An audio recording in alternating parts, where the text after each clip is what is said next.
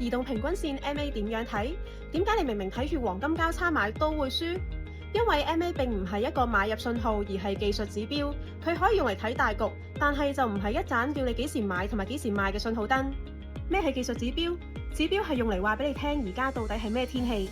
均線向上代表晴天，向下代表雨天。但如果你喺落雨嘅時候見到黃金交叉就衝入去，嗰個唔係一個信號，而係引誘你接貨嘅陷阱。咁 MA 係點樣用嘅呢？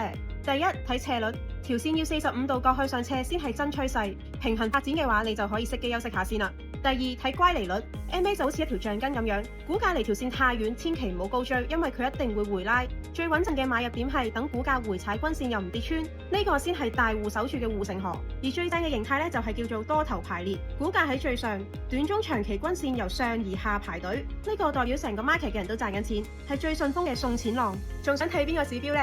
即刻 download AECAT 應用程式加入我嘅 chat group，話俾我知啦！